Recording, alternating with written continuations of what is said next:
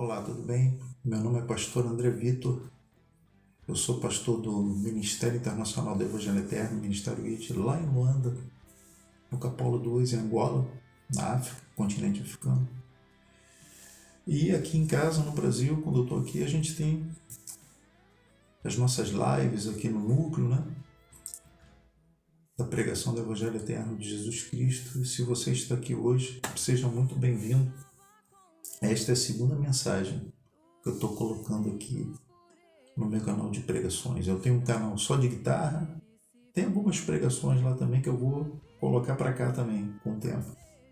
Lá eu vou deixar mais para música, para guitarra. E eu tenho esse canal aqui que a primeira pregação eu fiz no Dia das Mães, né? Falei sobre Maria, falei sobre minha mãe, que também é Maria. Mas hoje a gente vai falar sobre o mediador. Quem é o nosso mediador? Quem é o seu mediador entre Deus e os homens? Então, se você chegou aqui nesse canal, seja muito bem-vindo, que Deus te abençoe, ok? Quem é o seu mediador? Está aqui na primeira epístola do apóstolo Paulo a Timóteo, capítulo 2, versículo 5. Porquanto há um só Deus e um só mediador entre Deus e os homens, Cristo Jesus, homem. Só até aqui, tá bom? Bom, Paulo, ele escreveu a Timóteo que Jesus é o único mediador entre o céu e a terra, isto é, entre Deus e os homens. Nenhum sacerdote hoje é mediador entre você e Deus. Nenhum. O sacerdote, ele também precisa de Cristo como mediador, pois ele, o sacerdote, ele também é um pecador. Romanos 3:23. Porque todos pecaram e destituídos estão da glória de Deus, sendo justificados gratuitamente pela sua graça, pela redenção que há em Cristo Jesus. Nenhuma boneca, nenhum boneco pode fazer mediação por ti. Imagens de barro, de ouro, de prata, de bronze, de cobre, elas precisam, de alguém que lhes tire o pó constantemente. Se uma imagem não consegue se limpar sozinha, como ela irá me mediar diante de Deus? Pastor, talvez você diga, pastor André, eu vou oferecer sacrifícios de animais para aplacar a ira de Deus e satisfazê-lo. Eu sinto muito por ti, meu irmão, sinto muito. Deus enviou o seu Filho Jesus Cristo como sacrifício pelos nossos pecados. Este único sacrifício foi aceito há mais de 2000 anos atrás. Você está atrasado. E Deus, ele se satisfez com o sacrifício do Filho, lançando sobre Jesus o castigo que nos traz a paz, como escreveu Isaías. Portanto, não chamem Deus de tolo, de burro, pois todas as vezes que matas um animal, você desafia a obra redentora de Jesus Cristo na cruz. Eu costumo dizer que toda galinha morta é um escárnio numa encruzilhada. Eu costumo falar isso. É um escárnio contra o quê? Contra o sacrifício de Jesus Cristo, né? O Cordeiro de Deus que morreu para tirar o pecado do mundo, que morreu para tirar o teu pecado. Então você pode comprar todas as aves do abatedouro e mandar sacrificá-las a Deus. Provavelmente, sabe o que vai acontecer com o teu sacrifício? Deus cuspirá no seu sacrifício de tolo. Mas, aceitando o sacrifício do Filho de Deus, Jesus Cristo, você é reconciliado com Deus.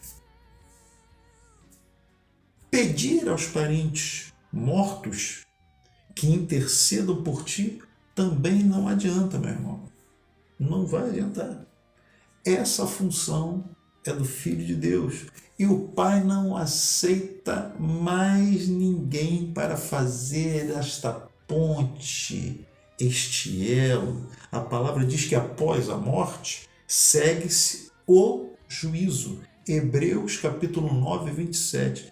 E como aos homens está ordenado morrerem uma vez, vindo depois disso o juízo. Reparou? Morrer uma só vez. Bom, com todo respeito a quem pensa diferente, mas a minha inteligência, os meus olhos, veem um mundo cada vez mais destrutivo, longe de Deus, com inúmeras guerras, mortes. Se a reencarnação fosse verdadeiramente uma evolução, como ensinava o professor Rivail, ou Rivail, hoje, em 2022, nós teríamos que ter um paraíso, um Éden na Terra. Um verdadeiro paraíso. Se houve uma evolução, ela foi uma evolução reversa. Ela foi uma evolução ao contrário. Os espíritos são fraudulentos e mentirosos. Essa frase é de quem, você sabe? Você sabe de quem é essa frase? Os espíritos são fraudulentos e mentirosos. É do próprio Allan Kardec.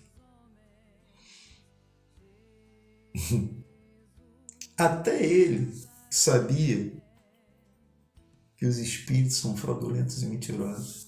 Até ele sabia disso. Então, como confiar no médium? Médium. Seria ele capaz de mediar entre você e o mundo espiritual de verdade? Médium, mediador, médium, mediador. Quem é o seu mediador? Lembra do tema da mensagem? Você não precisa de médium. O mediador é Jesus Cristo, o Filho de Deus. Outra coisa, Jesus, quando morreu, não reencarnou em outro corpo. Ele reassumiu o mesmo corpo, mostrando as marcas da crucificação para Tomé. Vou ler aqui para vocês. João capítulo 20, do versículo 24 em diante. Ora, Tomé, um dos 12, chamado Dídimo, não estava com eles quando veio Jesus. Disseram-lhe, pois, os outros discípulos: vimos o Senhor. Mas ele disse-lhes: se eu não vir o sinal dos cravos em suas mãos, e não puser o dedo no lugar dos cravos, e não puser a minha mão no seu lado, de maneira nenhuma o crerei. E 8 dias depois estavam outra vez os seus discípulos dentro, e com eles Tomé. Chegou Jesus, estando as portas fechadas, e apresentou-se no meio e disse: paz seja convosco. Depois disse a Tomé: põe aqui o teu dedo e vê as minhas mãos. Chega a tua mão e põe-na do meu lado, e não sejas incrédulo, mas crente. E Tomé respondeu e disse-lhe: Senhor meu e Deus meu. Disse-lhe Jesus: por que me viste, Tomé? Creste? Bem-aventurados os que não viram, nós, e creram.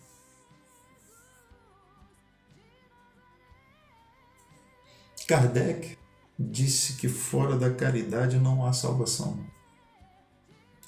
Eu concordo com Kardec que todos nós temos que ser caridosos, ser generosos, mostrar compaixão pelos maltratados. Agora, se ser bom é o principal atributo para a salvação do homem, Cristo morreu por quem e para quê? Por quê e para quê? Basta eu ser bom e eu serei salvo pela minha própria bondade. Esse pensamento é antibíblico, totalmente antibíblico. Jesus morreu pelos pecadores e não queira você ficar de fora dessa lista. Ou só porque fazes caridade, pensas que não pecas mais? Romanos 5, capítulo 5, versículo 6. Porque Cristo, estando nós ainda fracos, morreu a seu tempo pelos ímpios. Porque apenas alguém morrerá por um justo, pois poderá ser que pelo bom alguém ouse morrer. Mas Deus prova o seu amor para conosco em que Cristo morreu por nós, sendo nós ainda pecadores. Eu quero te dizer que é por intermédio de Cristo que fomos reconciliados com Deus, que somos reconciliados com Deus. Não somos reconciliados por nossos méritos, por nossos esforços ou por nossas caridades. Romanos 5,10. Porque se nós, sendo inimigos, fomos reconciliados com Deus pela morte de seu Filho, muito mais, tendo sido já reconciliados, seremos salvos pela sua vida. E não somente isto, mas também nos gloriamos em Deus, por nosso Senhor Jesus Cristo, pelo qual agora alcançamos a reconciliação. Está vendo? Salvação depende de uma pessoa. Essa pessoa não é você. Essa pessoa não é o teu líder espiritual. Não. Você e eu e o teu líder, todos nós somos pecadores. E ainda que você faça muita caridade, que eu faça muita caridade, fora de Cristo não há salvação. Ponto final. Efésios 2:5. Estando nós ainda mortos em nossas ofensas, nos vivificou juntamente com Cristo, pela graça sois salvos, e nos ressuscitou juntamente com Ele, e nos fez assentar nos lugares celestiais em Cristo Jesus, para mostrar nos séculos vindouros as abundantes riquezas da sua graça pela sua benignidade para conosco em Cristo Jesus, porque pela graça sois salvos por meio da fé. E isto não vem de vós, é dom de Deus, não vem das obras, para que ninguém se glorie. Não vem das obras. A salvação não vem das obras. A salvação não vem por atos meritórios. A salvação não vem por caridade ou generosidade. Achar que meus atos de justiça satisfazem a Deus é achar que Deus é do meu tamanho. Espera aí. Não. É achar que a nossa bondade é compatível com a bondade do Deus Todo-Poderoso, Criador dos céus e da terra. É achar que você conhece tudo sobre Deus. No dia que você conhecer tudo sobre Deus, Ele deixará de ser Deus. Você passa a ser Deus. Conforme-se, com todo respeito. Quando eu digo isso para você, eu digo isso para mim, eu digo isso para todos. Mas conforme-se que você é um miserável, um pecador, que depende de Cristo para ter a vida eterna. Mas se eu não depender de Cristo, mas depender de outros mediadores, o que acontecerá comigo, pastor André? O que vai acontecer contigo é isso aqui, que está escrito em Apocalipse 21:8. Mas quanto aos tímidos, e aos incrédulos, e aos abomináveis, e aos homicidas, e aos fornicadores, e aos feiticeiros, e aos idólatras, e a todos os mentirosos. A sua parte será no lago que arde com fogo e enxofre, o que é a segunda morte. Se você não aceita, meu irmão, ao mediador que Deus enviou, Jesus Cristo, eu acho que você é um covarde e mal agradecido.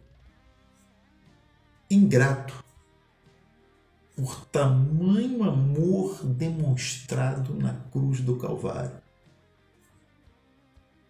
Se você crê nos feiticeiros e fez deles seus mediadores, seu destino será o mesmo deles. Nós lemos aqui em Apocalipse 21, o lago de fogo e enxofre. Se você até hoje se ajoelha diante de um boneco rejeitando a Cristo, você é um idólatra.